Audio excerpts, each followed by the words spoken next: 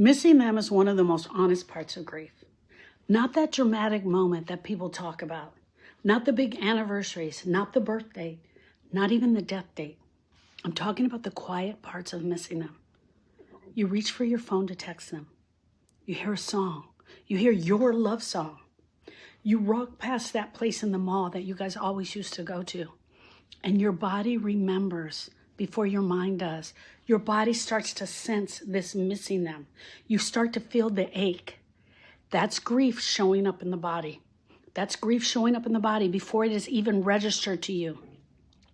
Research on grief consistently shows that longing and yearning for your person who has died is one of the most common experiences after loss. I've heard it a million times.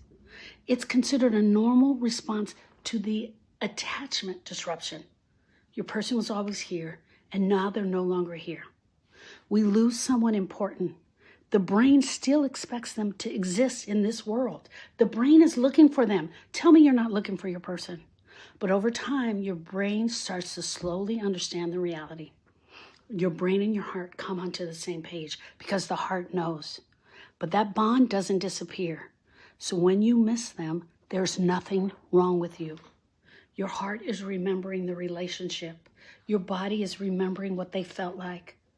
But there's a part most people never tell you about. That missing them, being in this constant pain, are not the same thing. Here's the missing and here's the pain. You can still miss your person and heal the pain. We remove the pain. Sometimes it feels like this, and what we do is we go in there and we move out the pain. The goal of grief healing is not to erase your love. I'm not going to touch your love. I'm not going to touch your memories. It's about removing the suffering that sits on top of that. You can reach a place where you can think of them. You can talk about them. You can look at photos of them. You can share about them. And it doesn't crash into your chest every time. Friends, you will remember your person. You'll remember everything you guys ever did together.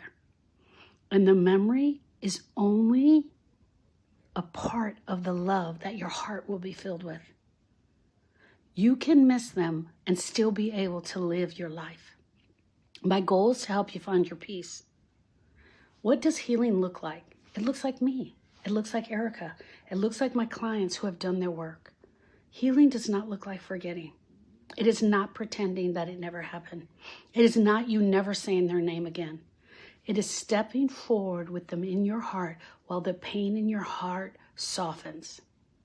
That's the work in processing the pain of grief. And that's what I want to talk to you about. In processing the pain of grief, we meet twice a week.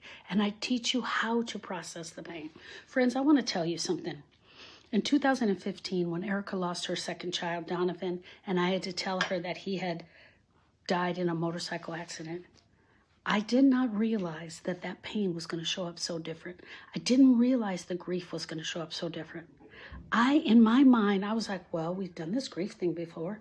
We know what to do. I love her. She loves Donovan. She's grieving. I'm going to guide her through this grief thing. She had a second plan. She was like, hold up. No, I don't lose two boys and you think I'm going to act the same. She was mad. She was angry. She was frustrated. And so slowly I just started going back to the beginning point and going, why is this grief different? Why is this grief different? And I learned so many things. She and I both learned so many things. And that's where we created the program called Processing the Pain of Grief. That's where I teach you how to process grief. Where do I start in processing the pain of grief? The definition of grief. The true definition of grief. Grief is a normal, natural reaction to a loss of any kind. A loss of any kind. Grief is not just death. There are multiple losses that we will experience over our lifetime. Death is just one of those things that fall on the list. Foreclosure, bankruptcy, infertility, losing your pet, moving, leaving all your friends and family behind.